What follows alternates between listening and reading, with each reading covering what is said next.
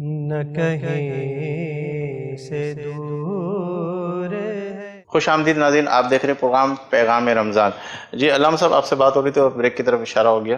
جی بالکل، میں احتیاط کے حوالے سے بات کر رہا تھا۔ یہاں پہ دیکھیے، اسلام میں احتیاط جو ہے وہ ہمیشہ سکھایا گیا ہے، پیدائش سے لے کر موت تک زندگی کے ہر ادوار میں آپ کو ایک ایسا یعنی کہ اسلام نے اپنے آپ کو ہلاکت میں ڈالنے سے منع کیا ہے۔ وَلَا تُلْقُوا بِأَيْدِيكُمْ إِلَى التَّهْلُكَةِ، رب کائنات نے فرمایا کہ اپنے آپ کو ہلاکت میں نہیں ڈالو، یعنی کہ خودکشی کرنا اسلام میں حرام ہے۔ ہر وہ ایک ایسا عناصر جو آپ کی جان کے لیے مرض بن جائے، جان لینے والی ثابت ہو جائے، آپ کو اس سے ہر نشے سے احتیاط کرنا ضروری ہے، ہر اس کھانے پینے سے احتیاط کرنا ضروری ہے۔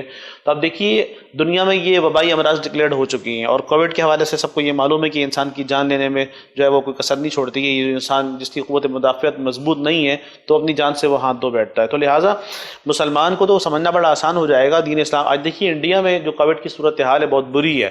آپ اور میں ٹیلی ویژن کے ذریعے سے ہم دیکھ رہے ہیں کہ کیا نمبرز اور کیا فگرز وہاں کے ہمارے پاس ڈیلی بیسس پہ آ رہی ہیں، جس از الارمنگ، اور بہت ایک خطرناک سچویشن بن گئی ہے وہاں پہ۔ لیکن پازیٹیوٹی والی چیز جو سامنے آ رہی ہے وہ یہ آ رہی ہے کہ ہندوؤں نے اپنے مندروں کو بند کر دیے ہیں، لیکن مسلمانوں کی مسجدوں کو انہوں نے کھول دی ہیں۔ اب دیکھیے، جو پیوریفیکیشن کا کانسیپٹ اسلام نے ہمیں اور آپ کو دیا ہے، پاکی کا اور صفائی کا، وہ نہ ہندوؤں کے پاس ہے وہ نہ کسی اور کے پاس ہے۔ بلکہ عیسائی تو کسی زمانے میں نہاتے بھی نہیں تھے، ان کے یہاں نہانا بھی جرم سمجھا جاتا ہے، ایک بات کر رہا ہوں میں۔ تو ڈیلی بیسس پہ جمعے کے حوالے سے نہانے کا تصور اسلام نے سب سے پہلے ہمیں اور آپ کو دیا ہے۔ اور جو پیوریفیکیشن کا کانسیپٹ 5 دفعہ دن بھر میں نماز کے لیے وضو کرنا، پاک صاف رہنا، ہمیں اور آپ کو دیا ہے۔ اور آپ جائیے کسی بھی ڈاکٹر سے پوچھ لیجیے آپ کی جو نماز کا اسلام کا پروسیس ہے وہ کتنا ہیلپ فل ہے in order to be safe from the کووڈ-19 انفیکشن، اور کتنا زبردست آپ کے پاس یہ پاور آ جاتا ہے یہاں پہ۔ تو کاش ہم رمضان کے پیغام کو سمجھیں اور اپنی زندگی کو منظم کریں اور احتیاط کے ساتھ آگے چلنے والے بن جائیں۔ پھر آپ دیکھیں اسلام کی بہاریں کیسے سامنے آتی ہیں۔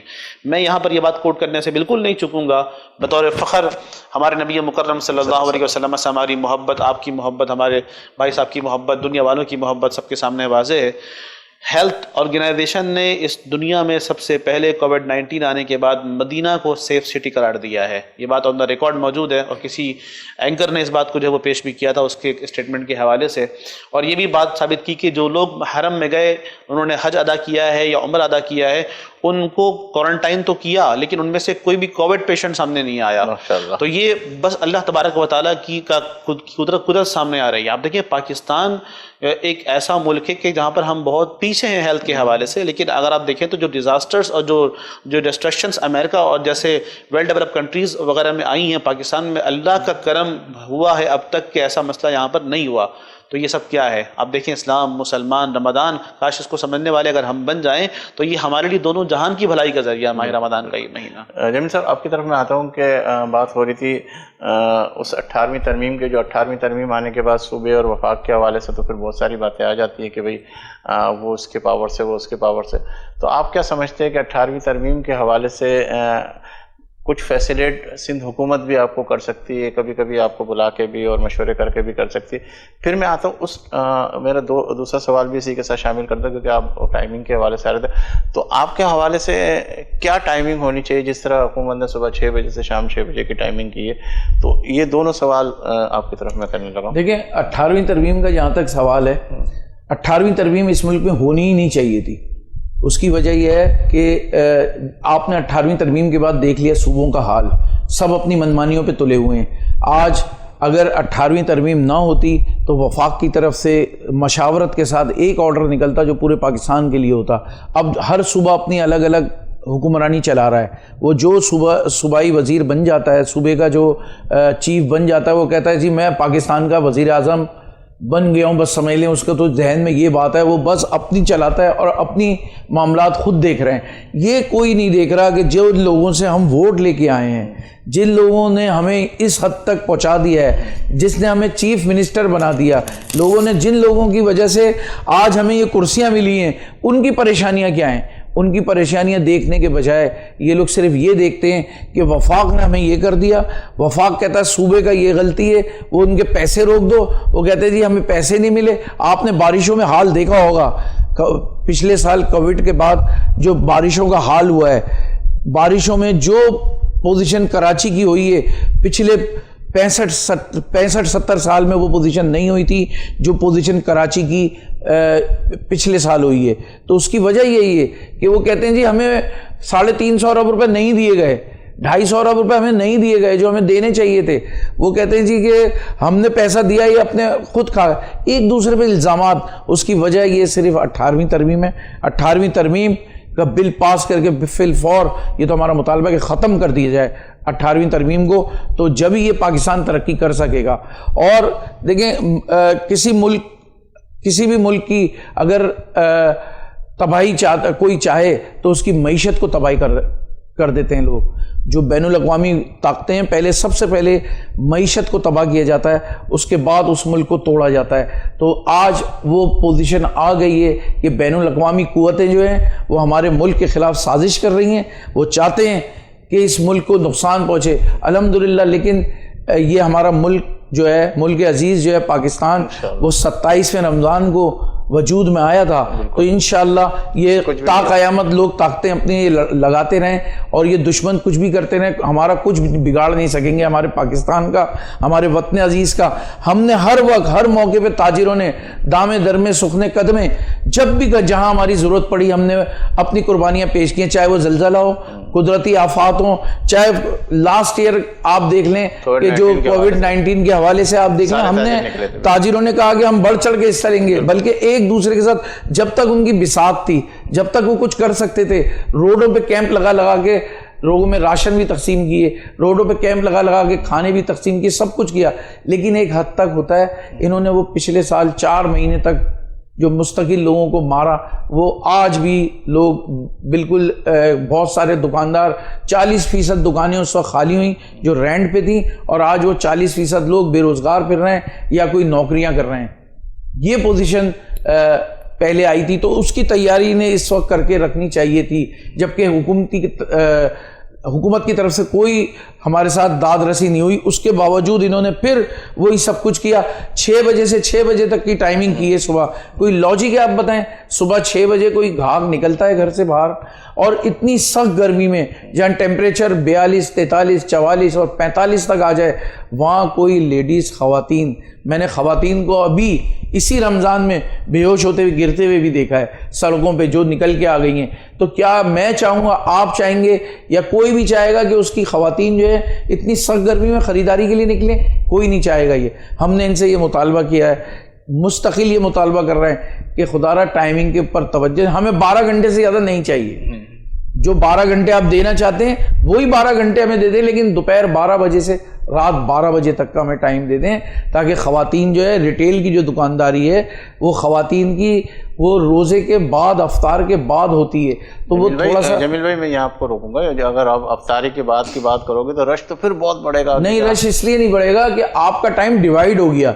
फिर उसमें दोपहर 12 बजे से लेके रात 12 बजे तक जिसने रोजे से कबल आना है वो रोजे से कबल आएगा, लेकिन जो 5 घंटे हमें एक्स्ट्रा मिलेंगे ना रात के, उसमें वो रश डिवाइड हो जाएगा। लेकिन हमारे यहाँ भी तो एक प्रैक्टिस है ना। मिसाल के तौर पर अगर आपने रोजे के बाद की टाइमिंग रखी तो तकरीबन 80% जो है रोजे के बाद आते हैं। फिर हमारे वालों में एक और थोड़ी सी बुराई ये है कि ये समझते हैं कि जैसे अगर अभी लॉकडाउन की सूरत बन रही है कि भाई 10 दिन के बाद बंद हो जाएगा, नहीं हो जाएगा, लोग सारे के सारे कि आज ही ख़रीदारी करनी है, कल बंद हो जाएगा, आज ही ख़रीदारी करनी है। ये रश भी जो आपको ताजिर बिरादरी को मुतासिर करवा रहा है कि भाई ये लोग इसीलिए डर रहे हैं कि जो इंडिया की हालात है और इस हवाले से खुदा ना खास्ता कुछ ऐसी चीज़ नहीं है, तो इस वजह से ये सारी चीज़ें हो रही है। अच्छा, मुझे पहले एक बात चले मैं आपके सामने रखता हूं कि मुझे ये बताइए कि ये कौन सी लॉजिक है कि कोरोना जो है वो सुबह 6 बजे से शाम 6 बजे तक रहेगा, वो नहीं होगा 6 बजे के बाद शुरू हो जाएगा?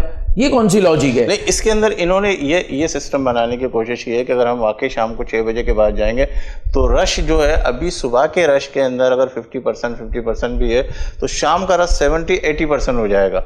इस वजह से ये लॉजिक भी आ सकती है। नहीं, देखिए मैं बताऊं आपको, अगर इन्होंने ये मामला दुरुस्त करने, रश तो देखें, अगर आज पता चल जाएगा, मिसाल के तौर पे अभी एक अफवाहें सरगर्म है, कोई कहता है जी कि 25 से बंद हो जाएगा, कोई कहता है 21 के बाद बंद हो जाएगा, कोई कहता है 24 के बाद बंद हो जाएगा।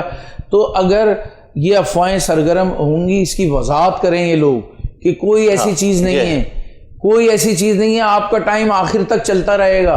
तो मैं नहीं समझता कि कोई इस तरह के रश होंगे। और दूसरी बात यह है कि हफ्ते में 2 छुट्टी का इन्होंने ऐलान किया, 2 सेफ डेज, तो 2 सेफ डेज किया, एक कर दें, ये एक दिन छुट्टी दें, एक दिन जो रेगुलर इतवार की छुट्टी थी, वैसे तो رمضان المبارک میں اتوار کی بھی کوئی چھٹی نہیں ہوتی ہے. اور میں یہ بات آپ کو بتاؤں کہ ہول سیل مارکیٹس کی ٹائمنگ اگر صبح 6 بجے سے 6 بجے تک ہے ہوتی رہے کوئی بات نہیں ہے, ان کو کوئی فرق نہیں پڑتا.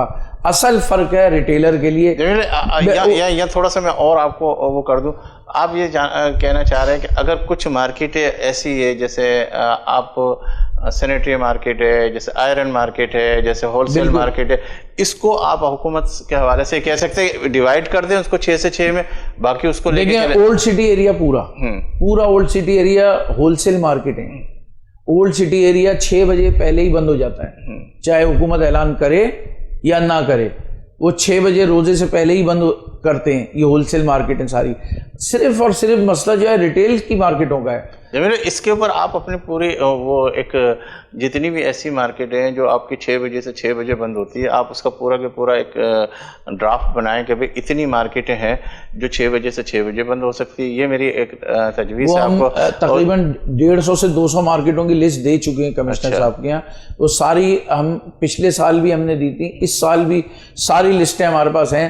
کل ہماری ملاقات ہوئی ہے وزارت صنعت و تجارت سے, دریجو صاحب سے کل ملاقات ہوئی ہے. ہم نے ان کے ساتھ یہی درخواست دی ہے کہ بھائی آپ جو ہے ہماری ٹائمنگ 12 سے 12 کر دیں اور ہفتے کی 1 دن کی چھٹی ختم کر دیں, یعنی جمعہ اور اتوار جو کیا جمعہ ختم کر دیں, اتوار پہ رکھیں, تو یہ رش بھی ڈیوائیڈ ہو جائے گا پھر, اور انشاءاللہ کوئی ایسی بات نہیں ہوگی. اور ایس او پیز کے لیے ہم کہتے ہیں اگر ہمارا کوئی دکاندار ایس او پیز کا خیال نہ کرے اس کی دکان بند کر دیں, ہم آپ کے ساتھ کھڑے ہو کے بند کرائیں گے. نہیں, حکومت نے آپ کو سپورٹ بھی تو کیا, ابھی جو بیچ کے اندر یہ چھٹی آ رہی تھی کہ ہفتے کی اور اتوار کی چھٹی, لیکن واپس انہوں نے جمعہ اور اتوار کی طرف. اب دیکھیں یہ کتنا بھونڈا مذاق ہے.